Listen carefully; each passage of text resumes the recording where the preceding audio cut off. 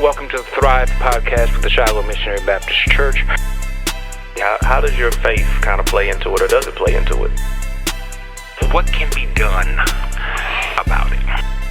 When I say the church, I'm talking about evangelical white Christians and the black folk who attend their churches. Hello, welcome to the Thrive podcast with the Shiloh Missionary Baptist Church. I'm Fred Jeff Smith, pastor of Shiloh, and I'm very happy that you chose to share with us today. If you're viewing this, you're on YouTube. If you're listening to this, then you're on iTunes or Spotify, and we're grateful for your sharing with us. We always invite you to send us feedback. You can reach me at fredjeffsmith@cox.net, fredjeffsmith@cox.net. Let us know what you think about the podcast and how we can make it better for you. I am extremely happy today to welcome as my guest the president of the Baton Rouge branch of the NAACP, Eugene Weatherspoon Collins. Mr. Collins, thank you so much for taking the time to come and share with us today. Thank you for inviting me, Pastor. I've always admired you from afar, and it's a pleasure to sit here with you today. Well, thank you. Thank you. Let's start. Normally, I try to ease into stuff, tell me your story. So I want to start with Tim Scott. I want to just jump right to Tim Scott. I watched President Biden give his address to Congress last night. As this is being taped, it's the night after the president has spoken, and I was drifting off to sleep when the response came on and Tim Scott came on. And I literally sat up in my bed when he said, "Let me make this clear. America is not a racist country." It was the biggest lie I have heard told by a politician in a long, long time. So that's my feeling. As the president of the local branch of the NAACP, what say you about America and its racist past? So, when I first read some of the comments that Tim Scott said, because I'll be honest with you, Pastor, I refuse to watch Tim Scott. I refuse, right? But I think Tim Scott, sadly, and today represents the thought of too many African Americans. I think he's the only one with the courage to say it. Mm-hmm. But when we look around with some of the rhetoric and narrative that's being spread by African Americans, we have largely lost the history that's attached to why this country is so racist, mm-hmm. right? We got to remember that this is one of the few countries that still identify people by race. Mm-hmm. One of the few. If you go to Italy, they don't do that, right? Mm-hmm. They identify you in other ways, not by race. Race was a term that was coined in this country by one of our founding fathers, Thomas Jefferson, to justify the treatment of the slave. Up until then, let's keep it real, people weren't known by race. They were known by John from England, Joe from Spain, mm-hmm. Jack from Africa, the Africans as they called us, mm-hmm. right? Race was not a theme until this country created race mm-hmm. to justify the mistreatment of the slave, to continue to justify why African Americans weren't full humans. So not only is Tim Scott just profoundly dumb, he's all the way wrong. Mm-hmm. This country created race. Mm-hmm. They created racism, right? This is their baby. Mm-hmm. In the way that we look at it, like in the context now. Now, if you go back historically, you can see race start to pop up in the 1600s, but this country made it a thing. Right. It institutionalized mm-hmm. it, right? So this country was founded on those principles. The wealth was built by people that weren't even from here, enslaved. But, Pastor, that thought is represented with a ton of African Americans. Mm-hmm. When we see African Americans now, and we want to equate police violence to community violence. Say, well, what are you doing about crime in your own communities? I'm like, have you took a look? Mm-hmm. Everybody working on it. Just know it's not working. Mm-hmm. It doesn't mean we're not trying, right? But when we carry themes in that way, we forget where the rhetoric comes from. Mm-hmm. And in NAACP, we have become known for suing people, right? We you don't do something right, mm-hmm. we'll sue you in a heartbeat. Mm-hmm. And we don't have any angst about it, right? We agitate, litigate. But you'll find in 2021, African Americans will sometimes frown upon that. Like the NAACP always suing people when they don't realize historically the context comes from white mothers who were organizing in the 50s to fight against segregation. So they organized a smear campaign against the NAACP to talk about how the NAACP just came in and sued people because they were afraid of racial mixing of the population. They were afraid that they were going to have mixed grandkids. So they formed this campaign and taught this thing that history forgot. So sometimes African Americans don't really understand where they got these thoughts from. African Americans right now, I'm going to say this, some of us are in a lost place. And Tim Scott exists because some of us believe that. And I think it's more of us than what we might be willing to say. Now that Tim Scott is trending in the wrong way, we might want to back off some of those principles. But I can tell you time and time again, people will say, well, why are we still talking about slavery? And then when people say that, I stop listening to them because that lets me know that you're idiotic. Right. Because slavery is the institution that still perpetuates the very similar outcomes, right? Because we can talk about, well, slavery is over. Have you looked at the jail numbers lately? How many people are incarcerated in prison? You can make the argument that there's more incarcerated folks today working in free labor than there was ever during slavery, right? And so that system hasn't ever changed, and there was always the free African. Right. So that system hasn't really changed. The outcomes still are pretty much the same, right?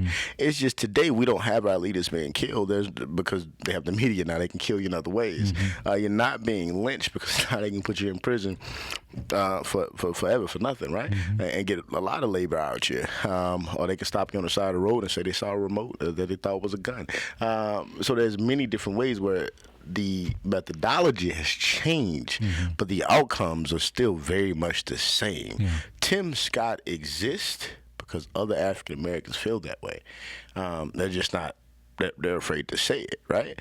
But we perpetuate that kind of stuff when we don't stop to look at how these things link, how these things tie. We know that crime is closely linked to poverty, but we want to have the personal responsibility conversation first. And although I agree with the personal responsibility conversation, because guess what? You got to do better. Some of that's on you. We leave out the fact that institutionally, some of our neighborhoods were designed to perform that way. Right. And we haven't really put jobs into those communities at the level that we should to stop crime. Right. So how much of this is truly their fault? Now, some of it is, but some of it just isn't. Tim Scott, to me, represents the miseducation of the African in this country. And sadly, too many of our people are miseducated in 2021. Yeah, I understand, and I agree with everything you just said. I understand that African Americans are not monolithic. We don't all think along the same lines. I think that's one of the mistaken ideas that some people in the dominant culture have, that we all think the same way. I understand that your economic experience will color your political ideology and other things. But to say that racism does not exist, to say that it is a myth, to say that it is a lie that is perpetuated by people who have a hidden agenda, and to be in the United States Senate, the sole African American in the United States Senate, and to have that position, to voice that position, to me, it's beyond criminal. It's ignorance on steroids. And I wonder, I heard you say that there are others in our community that hold that position. What is it that would cause people to look squarely in the face of racism? You don't have to look hard. You don't have to sit down and fill out a mathematical equation to find it. It's right there. What is it that makes people deny what is clearly in front of them? So I mentioned some of it, right? Which was one, miseducation. Two, I'm gonna say is income, but not just income of how much you make currently. It's income of how much your family has made and for how long, right? Mm-hmm. I'll use myself for an example, right? I'm a kid that's right up there from Boulevard Baton, right? And there's certain things that I was taught that I know, that I understand, that my kids don't, and that's just about where I was raised. My grandfather was closely linked to a generation that was just different, so he taught me some things. But I look at my kids now, and they're your typical spoiled middle-class kids, Mm-hmm. right? There's a certain level of privilege that they have. Mm-hmm. And unless and I'm going to say this, do a better job of teaching them Mm-hmm. how we got here, they don't have an understanding for it, right? And I think we're starting to see in this generation, a generation of folks that just don't understand the plight of black people, the where we've been and how we got here, because that hasn't been their struggle. That wasn't their dad's struggle. It wasn't, at this point, it might not have been their granddad's struggle, depending on how old granddad is, right? Because those things were already done to them. I talked to a group of kids yesterday, maybe it was the day before yesterday, and we were talking about voting rights and how important it was. And I was telling them how many people had made the sacrifices for them to have the ability to vote. Right. And the first thing they tell me is that, hey, I didn't know those people. They weren't my family. Because we haven't stopped to teach our history. And if you do that for generations, you end up with a people that's lost his cultural identity.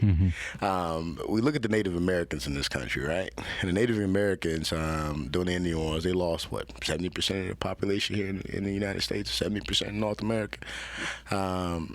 But they lost that culture because they fought to the death to protect it. And they knew they were losing, right? But they fought to the death to preserve the way that they were living. And you can still see remnants of their culture exist because they fought for it. Yes.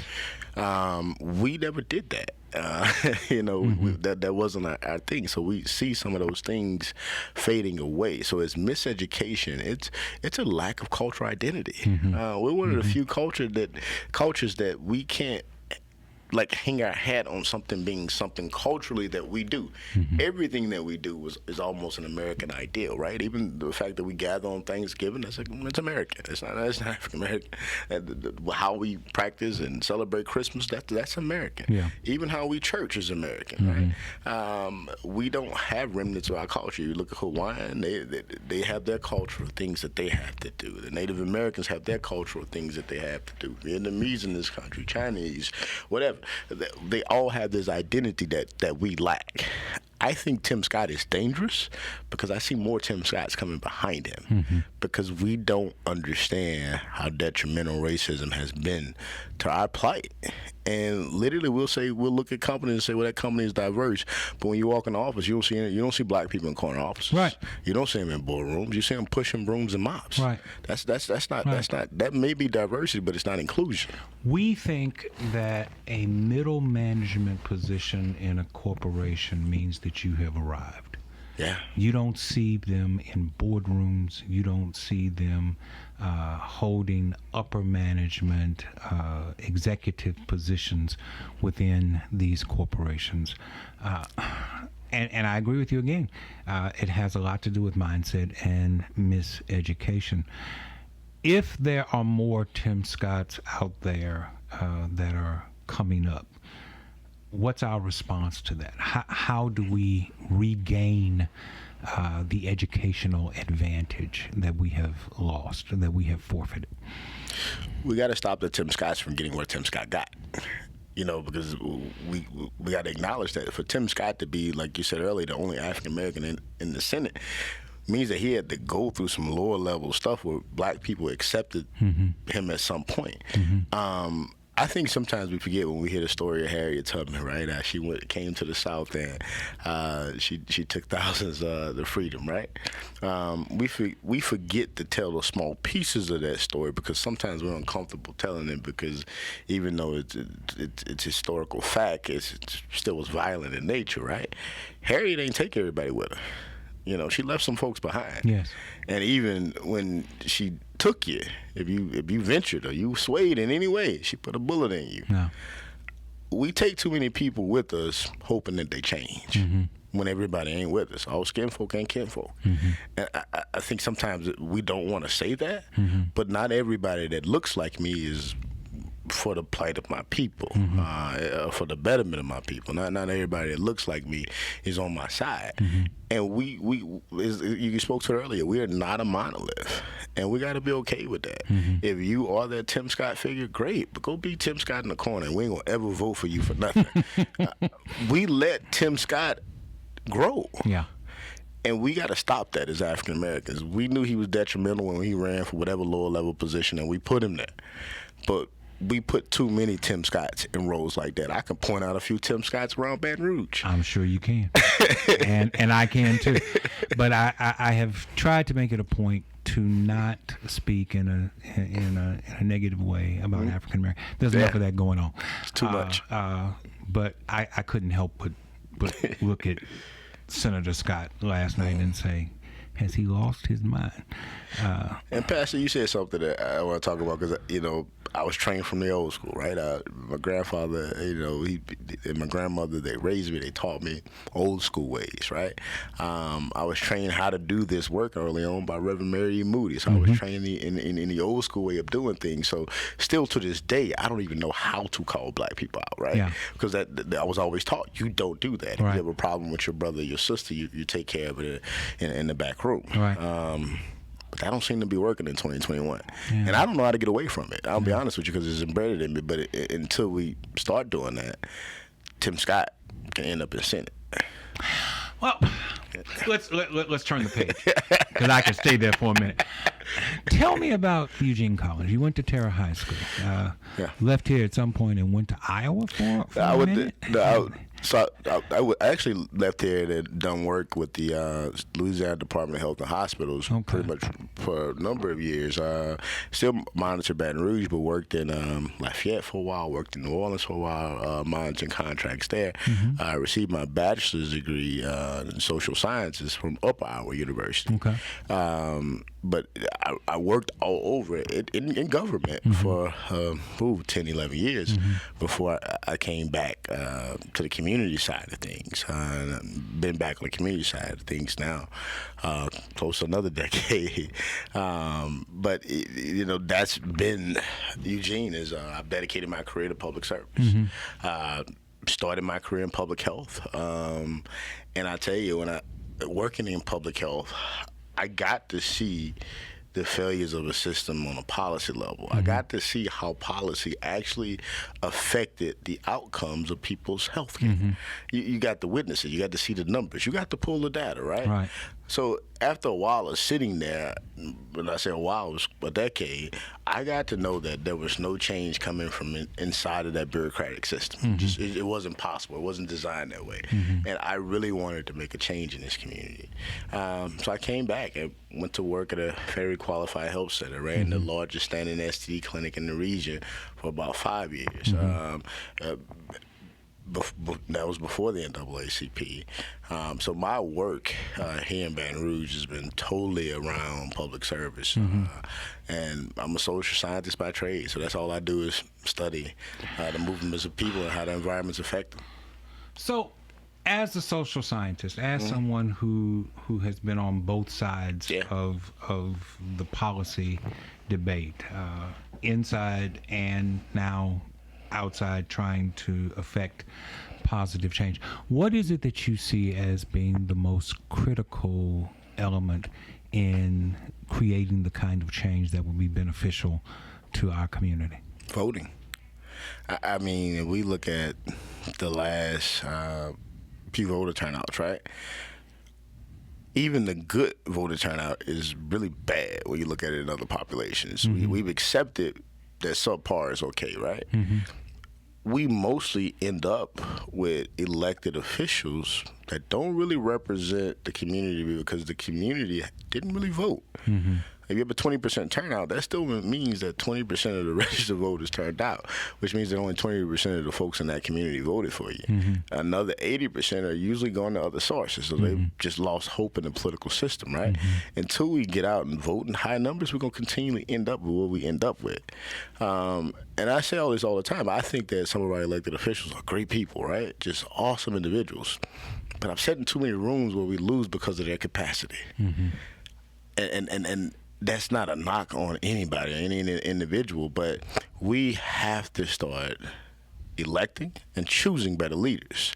And when I say choosing better leaders, because not every leader is elected, some are chosen. We got to choose some leaders that actually have the capacity to sit in these rooms and win. Because these days of just trying, that ain't working for us. We got to get some folks that can win. And we've done way too much losing. I think the first piece starts with voting.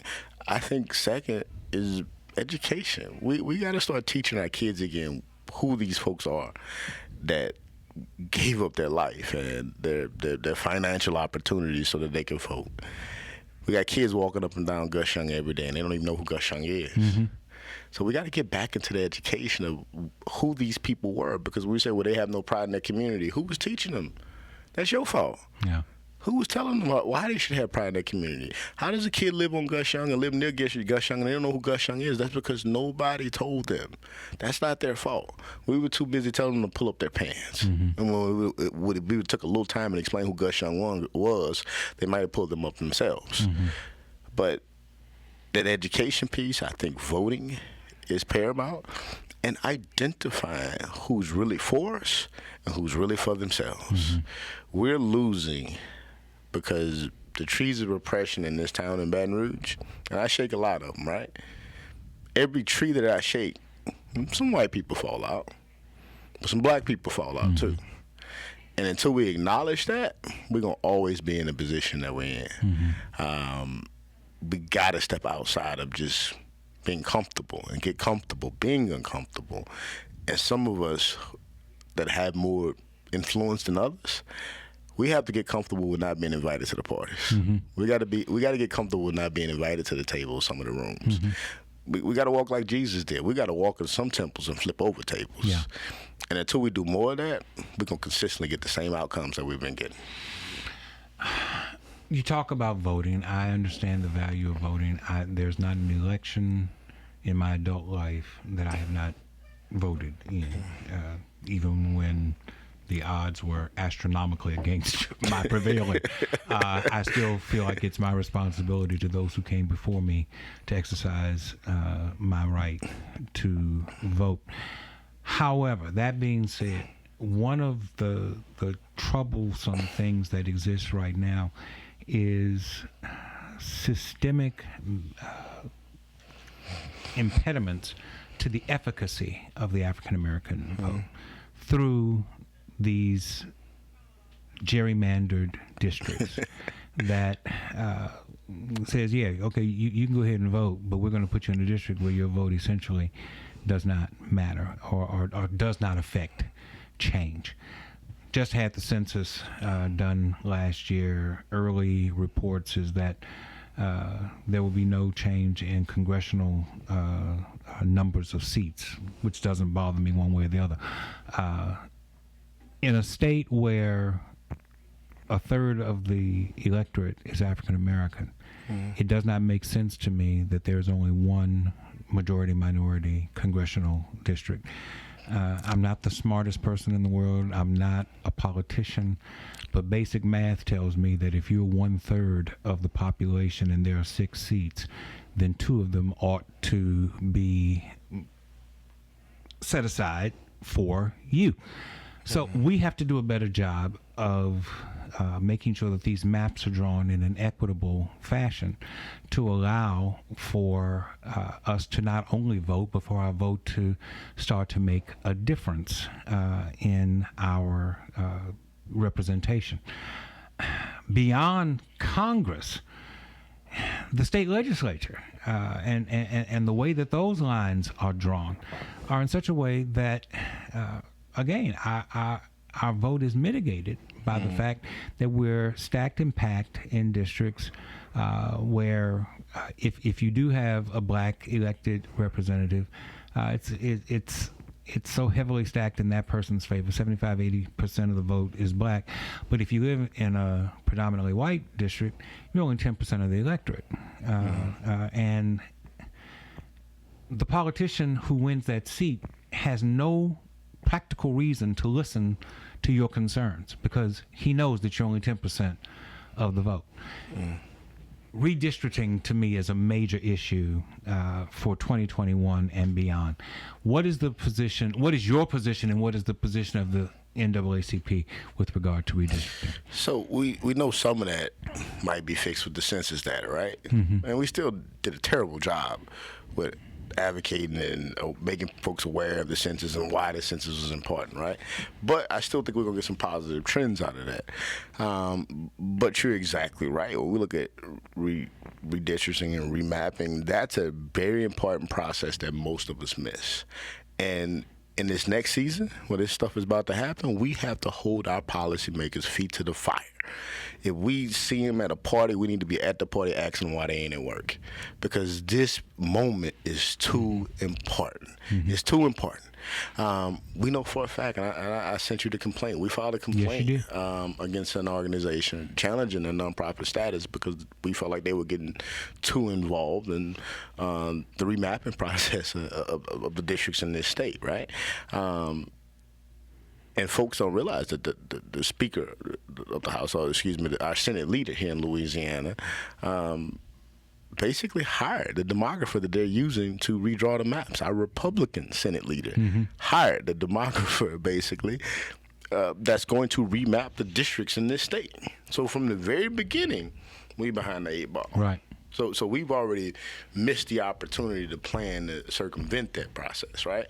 So the best we can do at this point is hold our policymakers' feet to the fire and making sure that they're in those rooms fighting for the way those maps, and they're carving out those districts, right? And it's going to have to be some areas where, like, some districts are maybe 60% black and 30% white, or 40% white, or 35% white. So that means you got to get out and you got to campaign. Actually work. You got to work for it because districts are more mixed. And Absolutely. Black people don't show up to vote, you could lose that seat. Yes. We got to get more of those districts, and that's what equity looks like, right? So we got to look at that in multifaceted ways, and we look at gentrification, right? And that's going to change some districts here over the next 20 years. District 10 it's one of those districts that's on the cusp of that leadership kind of changing faces, right? Unless some stuff drastically changes in the next 20 years. So we look at that, right? And we know that these things are coming, but we do very little to plan around it. Our complaint was the only complaint filed. It should have been 20 or 30 complaints filed. We should be making noise about that. Like, why is this demographer so connected to the Republican Party? But who's asking those questions, right? There's a complaint that was filed. It got a little media traction, but we got 3 shares. 3 shares. Literally on that. And we send it to people, but people aren't paying attention to that stuff. And when you see the demographer so connected to the Republican Party, that should send up red flags that they know how important this next season is. Right. We have to really demand that our leaders know how important this next season is to make sure that we don't have that happen again. Because even not just with the congressional seats, I feel like we will get another African American congressional seat out of this, but our city council here locally, right? Yes. We have some seats that should just flip, right? Yes. Unless we're really engaged in that process, those seats will stay the same. No. And then outside of just the remapping, redistricting, and rezoning, or depending on what board you're on or what body you sit on, right? We got to just stop voting at our mama house, too. Let's keep it real. If you live in Shenandoah, you need to vote in Shenandoah. Right. Like, you can't just go and vote at your mama house. They got enough people voting in the park. They got enough black folk voting in the park. They don't need you to vote in the park. Right. They could use your vote in Shenandoah. Right. they could use your vote over off of O'Neill. You know what I'm saying? And some of those areas, they do have enough black people in the area, in the totality, to maybe see a face change in some of those districts, right? Only problem is we still registered to vote at our grandmama's house, because we still want to vote in the community that we grew up in, which is cool, and I know there's some sentimental value into that, but we could use your vote more heavily in District 9 than we could in District 10. And until we start to realize that as a people, we're going to continue to be in a situation where there's 7 white votes to 5 white votes in a majority black town. Yeah. And that just shouldn't exist. That should not exist. And there's a whole lot of conversations we can have around that, around form of government and all that stuff. But when we look at it, the mapping in this next season, not just at the State House, city council level, school board seats and all of that stuff, we should come out of this with more Democratic black seats. Yeah. If we don't, shame on us. Shame on us. But rest assured, somebody got paid. Just do the information request and find out. Because somebody got something under the table or over the table, because we ain't paying attention no way. No. Somebody got something if we don't come out of this with more black seats. I had not thought about the thing where you may have moved, but you didn't move your registration to the area that you moved into. That to me is a very good point, and something that needs to be highlighted and emphasized. You mentioned plan of government. There is a push now, and it started with the previous council. The new incarnation of the council has some members that are pushing proposed changes to the form of government for East Baton Rouge Parish, and I'm not fully aware of every detailed idea, but what I've seen leaves me troubled. The idea of at-large seats, at one point it was 1, and then it was 2. I think now it's back to 1. The idea of term limiting the mayor president to 2 terms while the Metro Council remains at 3 terms. To me, there are racial overtones attached to this whole thing.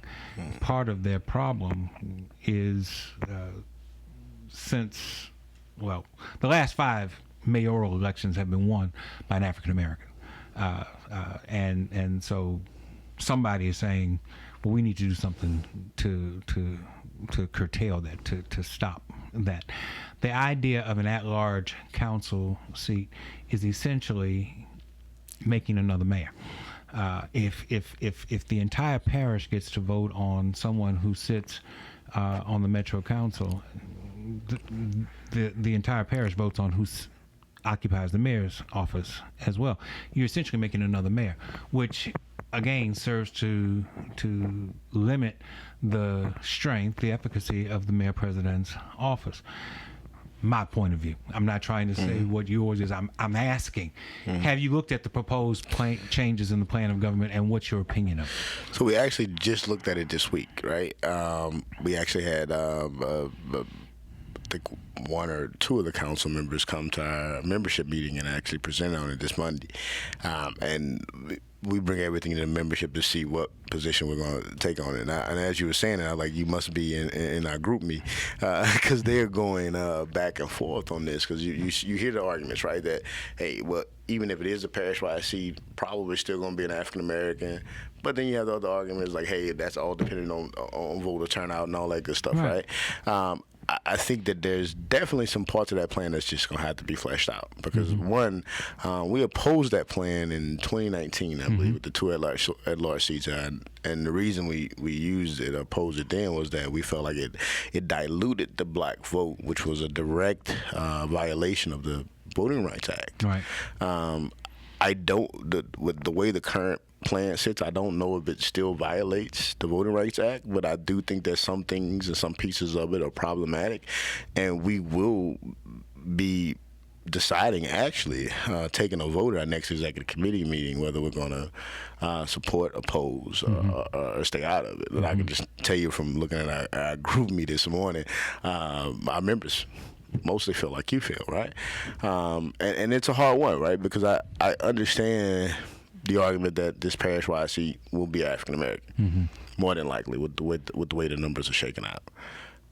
But at the same time, that's something that's very much predicated to voter turnout. So we could end up in a situation that's far worse in a season where we know we're probably going to gain a seat or two on the council when the census data totally shakes out over the next few years, right? So it's one of those hard things, and I wish we had took a vote on it, because I could tell you how we sat, but we hadn't voted on it yet. But I will say that, you know, in all of those things is, like, we gotta be engaged in that stuff. We gotta read this plan and not just leave it up to the folks that's down there, right? We gotta be engaged in that process, because creating an at-large seat still creates another seat for somebody to run for. Absolutely. So we gotta be very conscious of what people tell us about it. But yeah, that is something that we are watching closely, and we have sought information. We're in talks with the person proposing it, and we want to understand it, because one thing one mistake I made with that last time, and I'll say it was a mistake, and I might have been in my second month as president, right? Is that I dropped a letter just opposing it without talking to the membership, right? Which you don't do. And 3 years into my leadership, I understand that. So this time we sent it to the membership. But all in all, I do feel that 3 years ago when we opposed it and used the Voting Rights Act to make that opposition, we were right at that time. I don't truly know if we're right just yet on this particular time, but we will know soon, because we're breaking it down and we're dissecting it, and we're going to give the people the correct information so that we can all make a good decision. And that's kind of where we're at on that, because, you know, the NAACP historically, I know you know Dr. J, you talk to him all the time, and he still talk about this. It's like, when are we going to make that push again and separate the city parish government? Because, you know, some of those old schoolers in civil rights, they truly believe that the only way to equity is to separate the city parish government. Now you see some of the newer people coming along that don't really believe that, because we're kind of looking at the numbers, and we see that just number wise, and especially with this new census data coming out, we're going to gain a seat or two. So we feel like there's some balance in that, especially if we can mobilize people to get to the polls. I ran in District 9. I think that was in 2016 or 2017. And we ran based on, there were a lot of Democratic voters in that district. We thought it was multiple Republicans, one Democrat, might be able to slip through here and do some things. And we ran a really good race, right? Really good race. And I always knew that I wasn't a candidate to win in that district, right? Because I'm connected to the NAACP in a majority Republican district, probably a real long shot. But my hope was to show somebody else that could be a better candidate, that it could be done. And what we found in that is that we ran a race that showed that flipping that district to a blue district was very much possible. Having a black person run in that district and win was very much possible. I just wasn't the candidate, but it was possible.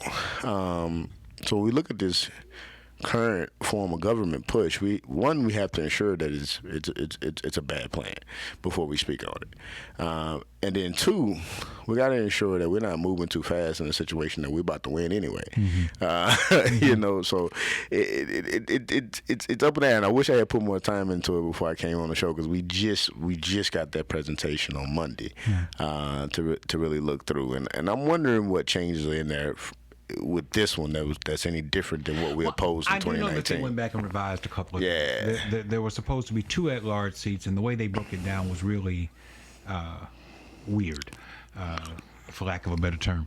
One was going to be an at-large seat within the incorporated part of Baton Rouge, and one was going to be in the unincorporated areas of the city. So now you're making 3 at-large, 3 parish-wide seats.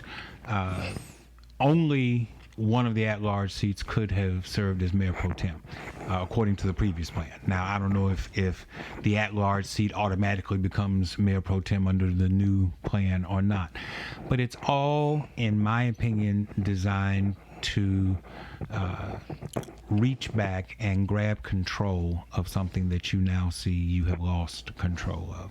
And it's being done by the dominant culture. Because if you can't win under the rules, you change the rules to something that is more palatable to your perspective and your philosophy in order to get. It's amazing to me how we want to stand on rules until the rules don't work in your favor, and then all of a sudden we need to change the rules. All this talk about voting rights changes and curtailing early voting, all this is because you started to lose. It wasn't a problem as long as you were winning. And they keep claiming that they're trying to maintain the integrity of the vote when there is no empirical data at all that suggests that voter integrity has somehow been besmirched. And yet it continues to go on. Yeah, when folks start losing, they usually want to change the rules. Yeah. That's how it is. And that's why I say we got to be cautious with all this stuff, because we know for a fact that the system on the ropes, whether you believe that or not, like, folks are losing. Like for the first time in a long time since I've been around, you see some traction on some things, right? You see some things kind of shaking and moving just a little bit. You know, we got a African American police chief and an African American state police colonel at the same time, right? You know, you start to see that there's little increments of change, and we have to be open to it, right?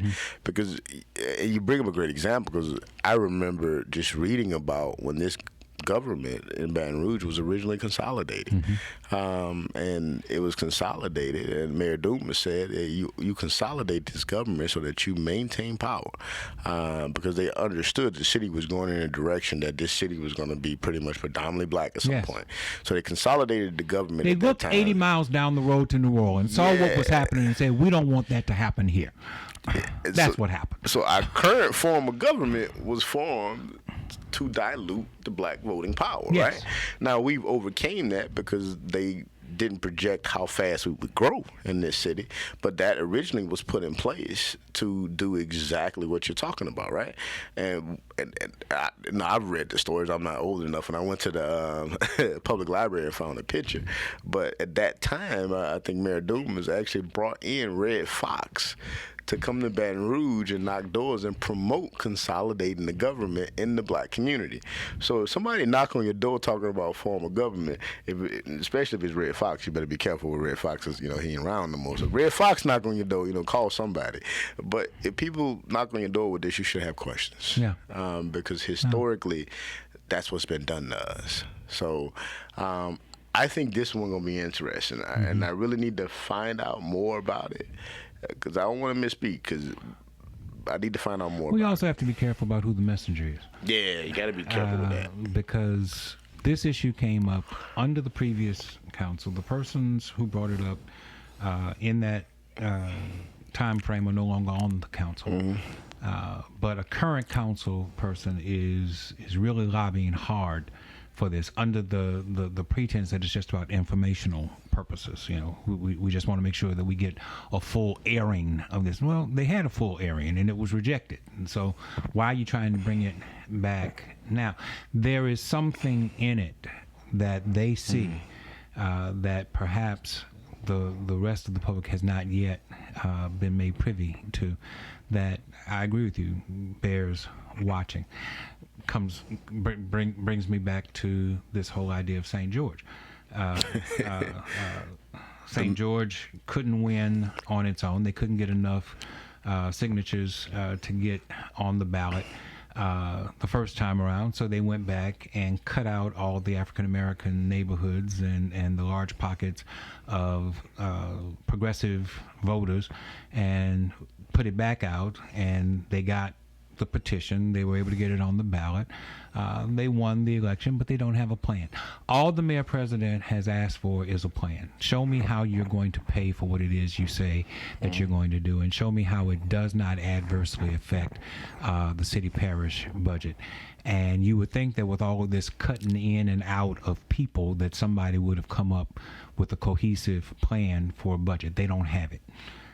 They've gone all the way around the world just to get an independent school district, because that's what this is really all about. It's not about a city. It's about an independent school district.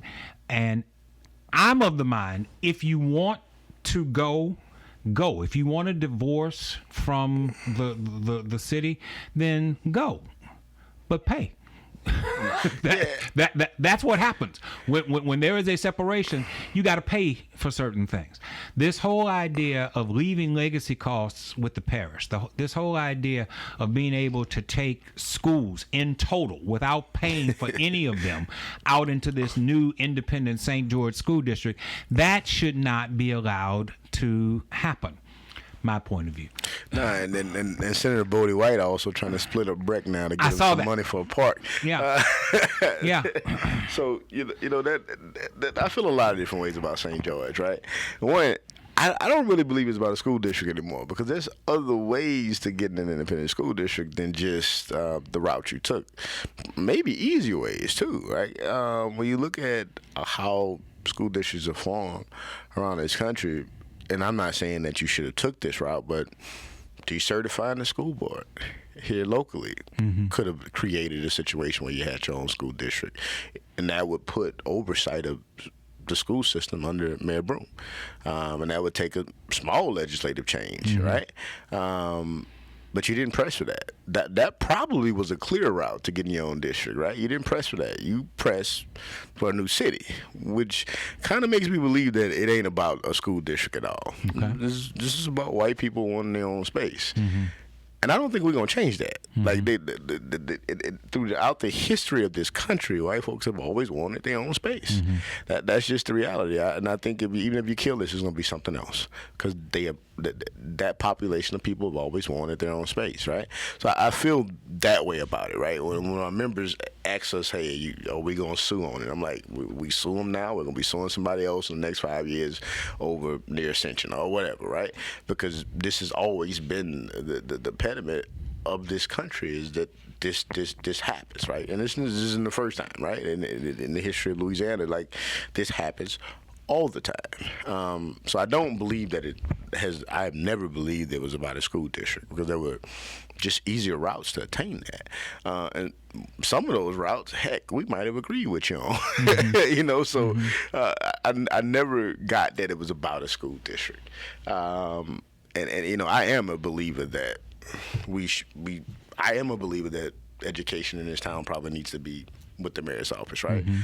Nobody else believes that, right? Because that's totally dependent on who the mayor is at the time and how school goes. But that's just always been a personal belief that I shared, right? But when we look at the mythical village of St. George, because it's not real. The reality of it is that if you're going to go and start your own city, it's like you said, at bare minimum, tell us how you're going to pay for it, and that you're not pulling away from resources in an already cash-strapped system, that you're not pulling away from resources that could go to our communities, right?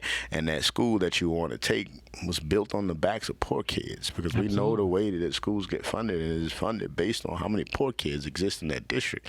So our kids built you a school. Now you want to take it and put St. George on it. People are going to feel a certain type of way about it. So I think what you're saying is exactly fair, right? Tell us how you paying for this. And if you don't have a clear plan, I'm happy that our mayor is continuing to push back on that. I am also. I'm happy on that. It's one of the things I really agree with her on, is continue to push back on that and how you're paying for it, because 10 years down the line, if we weren't clear on that, and it's still costing us money, still costing us those legacy costs like you talked about, then we're in a losing position while another town is thriving. And that's just not something that we can stand for. But at the same time, if people want to go form their own city and people vote for it, by all means, you went through the process and you won. Right. But tell us how you're going to do it. Right. And if you don't have a plan, then what are we doing? Right. I totally agree. I was with you and members of the NAACP, members of some other social justice groups on Monday, talking about happenings within the Baton Rouge Police Department. evidence of corruption within the police department, arrests that have been made, narcotics department that has been completely overturned, and as a result, hundreds of cases have been thrown out because of their connection with these corrupt police officers. And what you all were asking for, the NAACP was asking for, and what we agree with, is that there be greater transparency, not just with this particular case, but with prosecutions and with law enforcement as a whole. Am I correct that the NAACP is asking for a citizens oversight committee to review the entirety of the Baton Rouge Police Department, or is it just specific to this particular corruption situation? So it's actually just specific to these cases in this specific situation, right? Around this corruption with the narcotics division. We're not asking for complete oversight. That wasn't our thought. Our thought was, hey, making sure that every case attached to this narcotics unit in the midst of this corruption was reviewed. And that happens with the district attorney, not internally with BRPD, because the district attorney actually sends those folks to jail, reviews the cases, prosecutes them or not. So we're seeking oversight with the district attorney's office to help in a way. The ACLU has come on board with this. The Legislative Black Caucus has come on board with this. Step Up has come on board with this. Yourself. I mean, we were all on board with the fact that we want to be at the table looking at these cases so that we can tell people that, hey, we went back as far as we should have. Or, hey, everybody that should have been released, that got drugs planted on them or that were targeted, that we learned in an interview last night, that was targeted, had an opportunity to have their case reheard or at least reviewed. And right now, we can't honestly say that. We got to take our district attorney's word on it, that he's doing everything he can do. And I believe that he's trying, right? Because and I tell people this all the time, every experience I've had with our district attorney has been pleasant. I find him to be a very nice man. I find that he really wants to do well. But that's not enough for me to tell the people that we serve. In order to be able to speak to this with confidence, we have to be able to see it. And that's the push that our social justice chair and our resident public defender, Ms. Elena Bloodworth, is pushing for that transparency so that we can be honest when we tell the people that we serve that we did everything we could do to make sure that we went back as far as we could have, is that we looked at every case and that Miss Mary's son, we checked into him too. And right now we can't say that. We get a list of charges they dropped. Right. And that's not good enough. Right. This is an unprecedented situation in Baton Rouge. You can't do this like you would business as usual. It can't be done that way. But so we're going to continue to make that push, Pastor. And I'm glad you brought that up, because what I am disappointed in is the lack of political response. Like, Pastor, groups like ours have brought this case to light. Groups like ours and Chief Murphy Paul doing his job. Like, we don't talk about that enough, totally right? Agree. He's doing his job. Yeah. Like, he got a complaint, investigated it, found out what was happening, and made an arrest. Yes. And in 2021, inside of policing, that looks like a great deal, but really, that's his job. Like, he did his job, and Chief Murphy Paul doing his job. Groups like ours continue to advocate, continue to push, continue to place ourselves in uncomfortable positions, have brought these things out to the tune of now over 700 cases have been dropped. Right. Where's the political response with this? Right. They ain't even shared an article outside of the Legislative Black Caucus and the support that we have there. Locally, where's the fire? Where's the narrative? Where's the word? Who said anything, right? And literally, there isn't a case ever in Baton Rouge that have seen 700 cases drop because of corruption, and not one political leader locally has said a word. That's troubling. And we don't know if it stops at 700 or if it's 7,000. Yeah. We simply don't know. One of the points that was made at the press conference was simply dropping the charges can't be enough. There has to be complete expungement of these records for the economic security of those who were charged. It's very difficult. It's hard enough to get a job, period. But it's very difficult to get a job if you've been the subject of a narcotics arrest. And as long as that exists on your record, it's going to be problematic. And we got to say something soon. Our leaders have to say something soon, because let's just keep it real. This is a major class action suit in the oven cooking. Yeah. Because not only with the expungement stuff, and these people shouldn't have to pay to have their records expunged. Because they should not. It should just be done. It should just be done, right? But we know it ain't necessarily like that at the current moment, right? Yeah. And not only that, like, they had to pay a bondsman to get out of jail, right? They might have lost a job, right? Which means they could have lost a house, could have lost an apartment, could have lost a car, anything, right? They had to pay an attorney. They lost wages. Could have lost their families. Could have lost families. Could have lost wives. Boo might have left. That is correct. Pastor, just keeping it real. That is correct. This is a major class action suit in the oven cooking. And I think some of that can be averted just if we have more of our political leaders talking about it. Mm-hmm. And I'm not asking for folks to come out and just, because just to weigh on anything too heavily, right? But something. Let us know that you're working on it. Let us know that you're looking into it. Right. Because this is an unprecedented situation in Baton Rouge. Nothing. It's still very quiet. Yeah. Like 700 cases have been dropped, and it still seems very quiet. Yeah. Like literally, if we was in New York, Pastor, they'd be marching in the streets right now. In Baton Rouge, it's business as usual. Yeah. I don't understand it. I'll be honest with you. I'm lost on this one. And I'm lost on this one. I really am. And I'm going to be honest. Without Jeremiah Arwen being brave enough to step forward, without a police chief being willing to do his job, I don't know where we are with this. It's the courage and bravery of two men. Mm-hmm. That's the only reason we're here. Well, it also speaks to the ongoing war that's taking place between police administration and the police union, which is atrocious.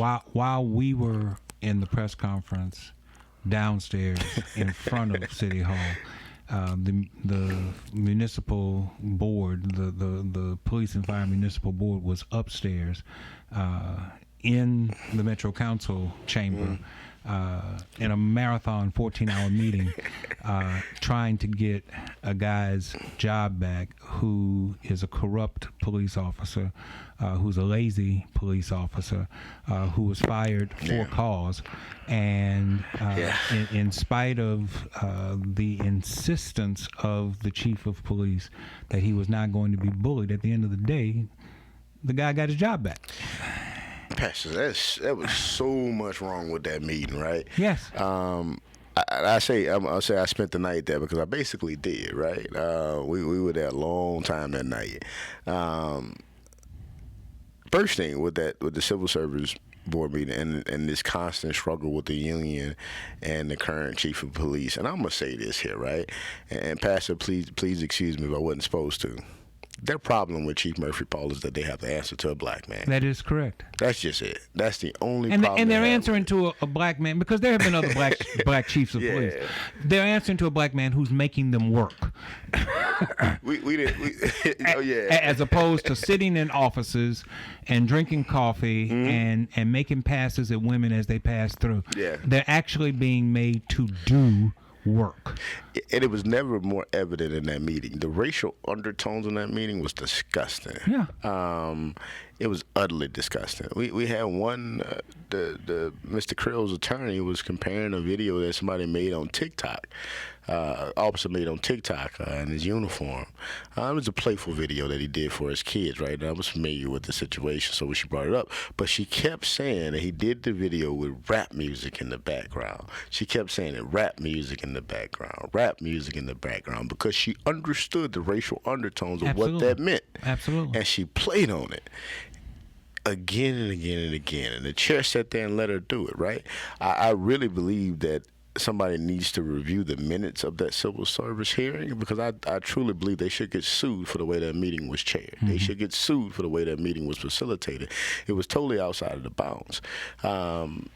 So that's the first problem with that meeting. And then to hear the next day that Chief Murphy Paul possibly could have violated the law because he got aggressive with another officer. Yeah. And you paint, again, this picture of an angry black man. Not a passionate one. Yes. Not a passionate one. An angry black man. Yes. When all he did was very passionate about the way he served the people of our city, right? Yes. And that goes right along with the racial stereotypes that they always play. And you talked about Tim Scott earlier, because some of us got a little Tim Scott in us because we start believing some of that crap, right? When the reality of it is that that's how passionate individuals. That's what they do, and I'm gonna tell you, it's hard to control, because sometimes I'm like that, right? And, I try to work on it. Pastor, I was telling another friend of mine earlier this week, pastor friend, it was just like, hey, man, I'm praying every day for God to soften my heart, because I know this work hardens you, right? So you got to always pray to make sure that you're putting that humility, and you need to be soft, because if not, nobody wants to be around you. Because if you're on 10 all the time, people are like, I ain't gonna do that, right? Yeah. But that particular meeting, you saw racial undertone after racial undertone after racial undertone, and they even painted the police chief as an angry black man. Yeah. And I just thought for a second, ain't no hope for my sons if they can paint the chief of police that way. Yes. Ain't no hope for my sons. If the chief of police can be painted that way, ain't no hope for my sons. I understand. But it happened, and it was allowed to happen, right? And then at the end of that meeting, which was somewhere around midnight, I had an information request that I had gotten, which showed that Officer Krill not only sent one email that his lawyer lied to the Civil Service Board meeting and said he only sent one email. I came with about 50 that he had sent, right? And back and forth. He not only negotiated these billboards on the clock, he designed them. He put the data together. He went through succinctly putting these billboards together with wrong data I might have had, right? He used one stat talking about Baton Rouge was the 5th most deadliest city in the nation, which was accurate per Fox News. But what he left out was that at the time those billboards went up, the murder rate was actually going down. The murder rate didn't pick back up until after they put the billboards up, which we won't ever talk about, like if that has sociologically had an impact on murder rates, right? Because all we know is the billboards went up and then murder rates went back up. Right. But at the time, murder rates were actually going down. Right. The moment they brought awareness to it, it went back up. Now I know other factors factor into that, and crime and murders in the totality in this country went up during COVID, right? That socially, that's just how it worked, right? But they lied about that, lied about how the data was collected. The data was not from a city source. It was from the coroner's office, which collects parish-wide data. So what they presented on the billboards were misleading. Lawyer lied about that, right? Lied about how many emails were sent. So at the end of that meeting, I put the emails on all of their desks up front, on all of the board members' desks. I didn't see any of them pick the emails up to see that this guy sent over 50 emails while on the clock. And I just think about what a horrible example that sets for other civil service employees. It tells them basically that they can do whatever on the clock and be upheld. Now, they can't actually do that because they're not a part of the police union. But that's what you basically said that night. But essentially what you have said to Officer Creel is, I can go back to work and do whatever I want. And continue to design billboards. And nobody can say anything to me about it, or else we'll end up right back in here again. Because if it was one email, it's a suspension. But it wasn't one email. It was over 50. Yeah. And that just sent the wrong message. Because if you can't fire a guy for not doing this job, cause essentially that's what it boils down to. He wasn't doing his job. If you can't fire a guy for not doing his job, it gives me really little hope they can fire anybody for anything. And as someone who is responsible for a group of people, I need to have the authority, the latitude to deal with people the way I see fit. Yeah.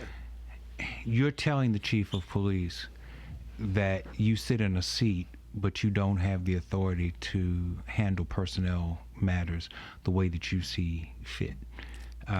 And at some point, the chief of police is going to say, okay, I'm going to Chicago, I'm going to Baltimore, I'm going someplace else where I don't have to deal with this. He should. I'm trying to figure out why he's still here. I'll be honest with you, because they would love him somewhere else. Yeah. I work these kind of cases all over the state, right? And I can tell you right now, with the situation that happened to Mr. Ronald Green outside of Monroe, right? He was beat with a flashlight. We still haven't seen a video on that. It's been almost 2 years. Chief Paul shows his video, most of 7 days. Yeah. And we're still waiting on one from our governor for 2 years. Yeah. I just know that when you look at BRPD, and they got their problems, right? But their leader is night and day when you go other places. Yes. It's night and day. You could be in a far worse situation. You don't want to get stopped coming through Clinton, let me tell you. But it's night and day in some of these other places. I would definitely, I don't understand it. He has to really want to change this thing at this point and really have a passion for changing it. But yeah, that civil service board meeting was, it was horrendous. Like, I really believe, and we're looking into it, I really believe they should get sued for the way that meeting was facilitated. The Municipal Civil Service Board is under the authority of the state legislature. Yeah. So you have to go through the state legislature to do anything about the Municipal Service Board.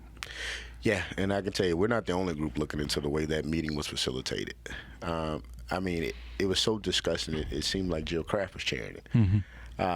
It was horrendous, and you could tell that the chair was biased. It was clear the way the narrative flowed. It was a terrible, terrible, terrible meeting. And you know, when I look at other civil service functions, right, public works workers ought to be pissed off. They should be mad because they wouldn't get away with this. Right. You know, if you look at other civil service employees, if they sat down for hours on end and design billboards, you think they'd have a job? Right. The police union got away with this because, again, they showed how powerful they are and the fact that they're still above the law. Yeah. And the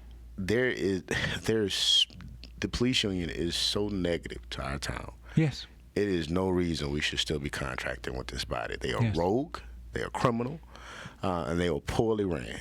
And we still don't even know how they're spending their money. And there's rumors floating about that.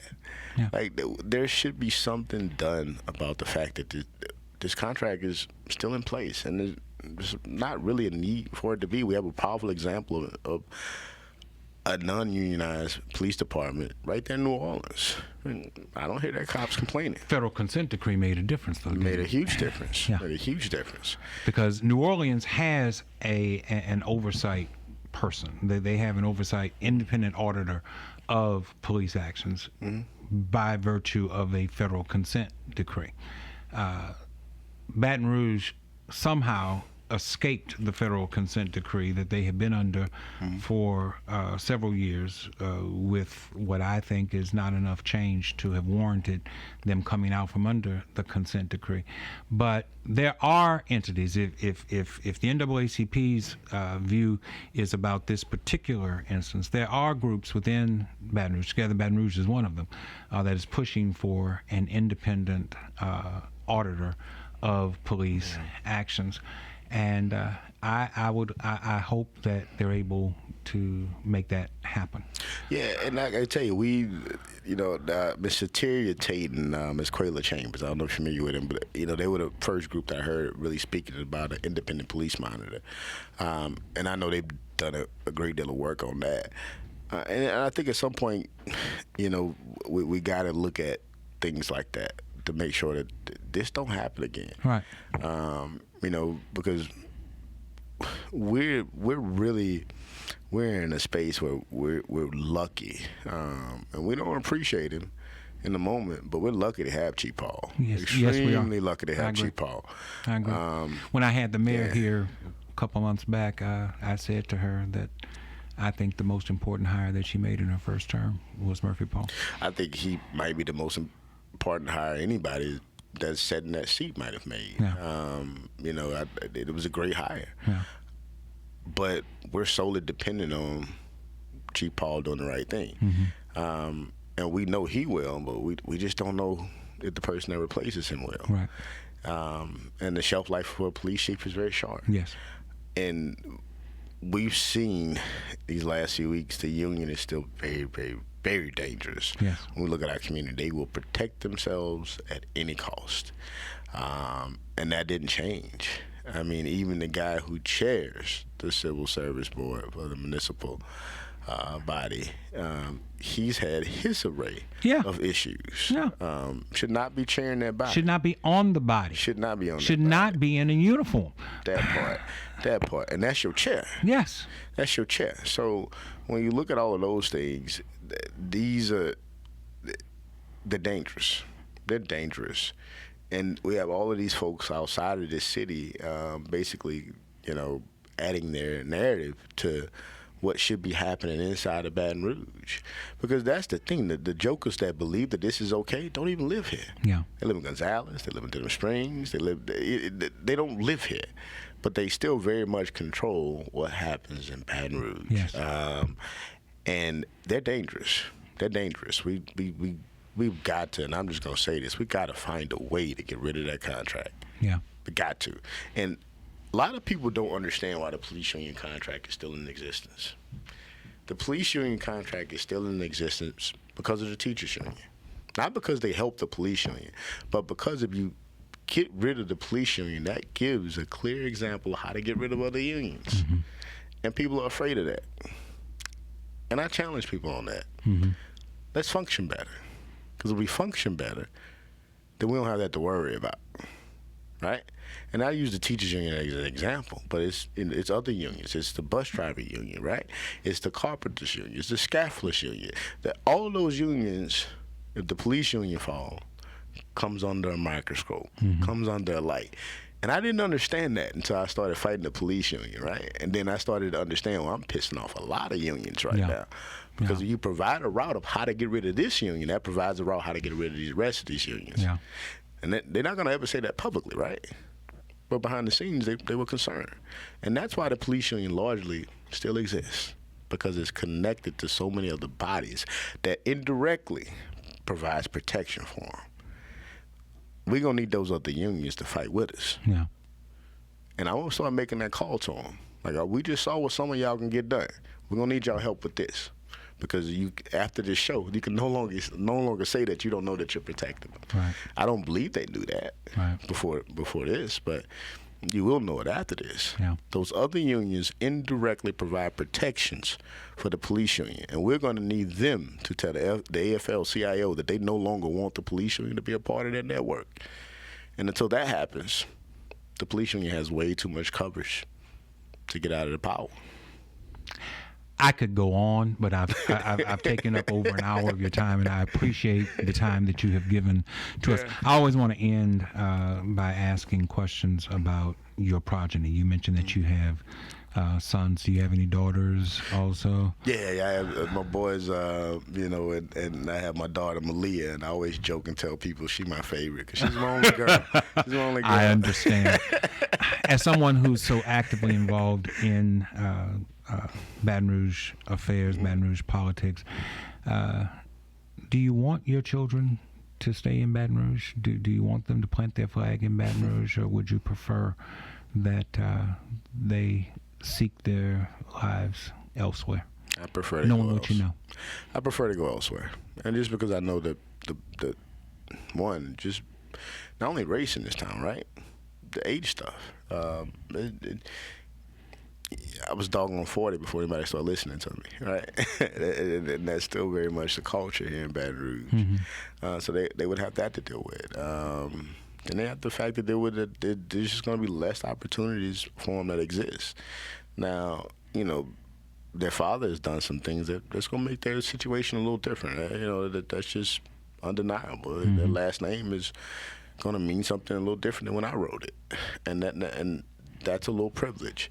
But if I had to tell them today to stay, I wouldn't tell them that. Mm-hmm. I'll just be honest with you. I would tell them go to Dallas, go to Atlanta, go to L.A., go where black people win it. And that ain't Baton Rouge right now. Not to say that it can't be, but it ain't Baton Rouge right now. I think there are some good things happening. I saw last night Councilman Cleve Dunn.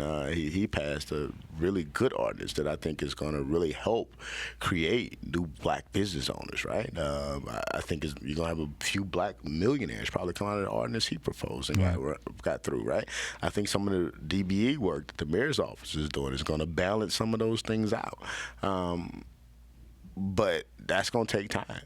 And that's not something I'm willing to gamble my children's future on. It's just not. I understand. It's just not. And, and I'm going to say this. We had a congressional campaign recently, right? And so many young people called me after that campaign. And you and I understand the politics of it, and we know why certain things happened and didn't happen. But they were trying to understand why nobody in Baton Rouge supported a young black man running for Congress. Now, we understand the politics that goes along with it. But to them, all they saw was a young person in Baton Rouge tried to do something, was the only person in Baton Rouge that tried to do it and didn't really get the support of the home base, right? That's something that's got to be addressed. That's something that people got to really tell us why they didn't. Because young people are calling and young people are talking. And a lot of young people within our organization said, see, that's why I'm not around here. That's why I'm not going to stay here. That's why I want to leave. Because we understand that there's so many nuances to politics that, and politics makes for strange bedfellows, right? But to them, on the surface, just looking in, it seems kind of wild to them, that this is what happened. And then let's just be honest with our elected leaders, that we're trending older in Baton Rouge at a time where everywhere else around the country is trending younger. I would not tell my kids to stay here. Eugene Collins, thank you so much for your time here with us, and I appreciate your perspective. Thank you for viewing. Thank you for listening. We'll be back again next time.